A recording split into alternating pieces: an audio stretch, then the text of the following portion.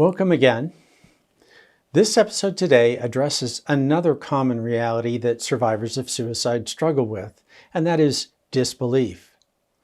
We're all human. As humans, there are things that we do believe that are unseen and unprovable. For example, a person's spiritual faith isn't based on science and can't be tested in a laboratory.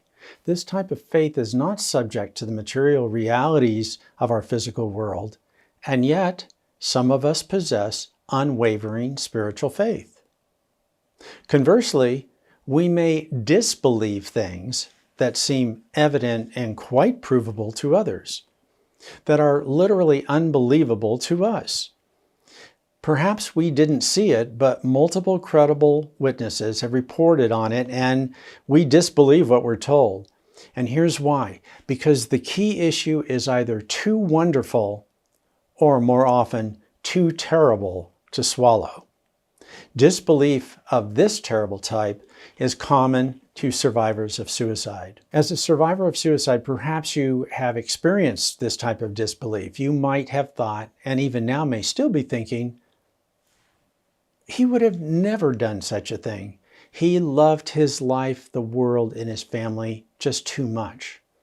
In short, a suicidal death may be too shocking and so unfathomable as to be taken in as truth.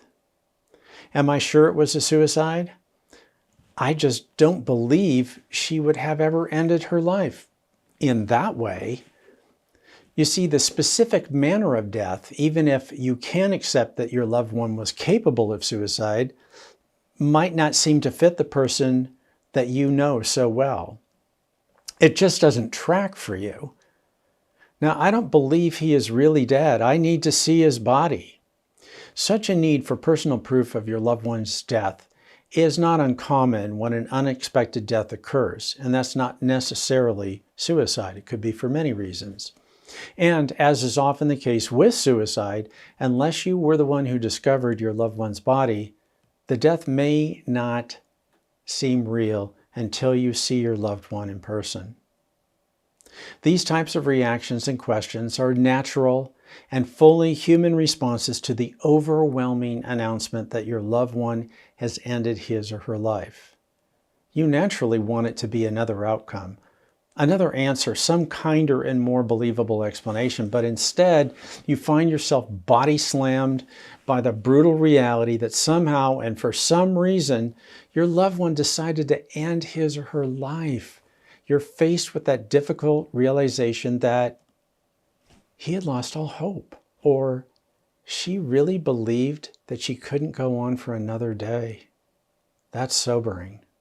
And apparently, death seemed the only way, and he took it.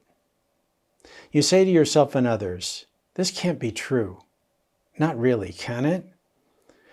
On top of the shocking news, you realize that you might never fully understand her state of mind as she tragically concluded that death was the less painful road.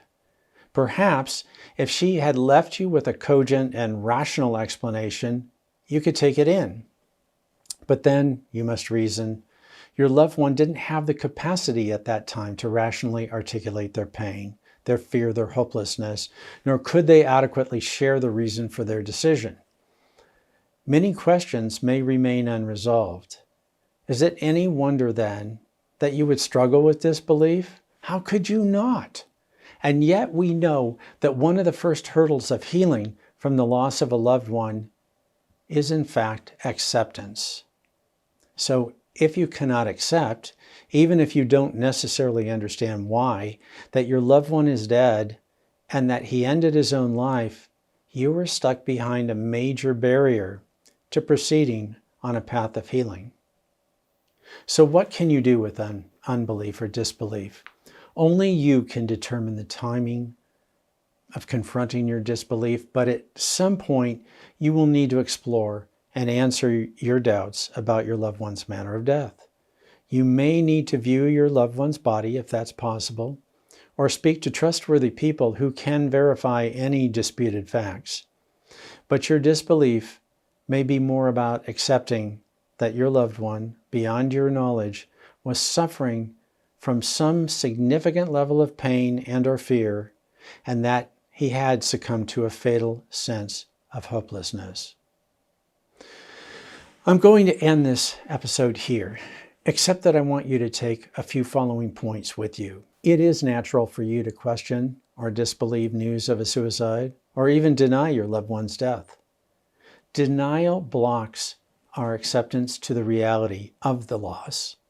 And without acceptance, we cannot move forward on a healing path. Finally, acceptance may take time and require seeking answers to questions, well, frankly, you'd rather avoid. The stepping stone I'd like to leave you with today is this. If you remain in a state of disbelief, consider what steps you might take to accept as much of the reality of loss as possible.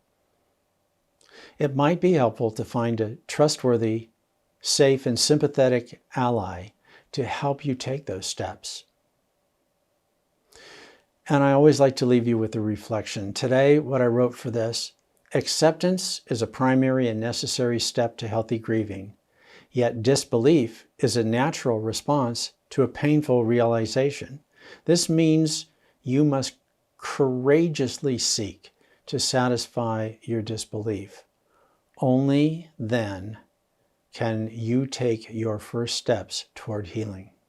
If you struggle with disbelief, well, I've given you a lot to think about. If you aren't up to dealing with this today, I understand. And I know that in time you will be able to lean into this obstacle. And you, and only you, will know when it is time to confront your disbelief. Again, thank you for considering these very difficult thoughts today, and I will share with you again soon on a related topic. Be well.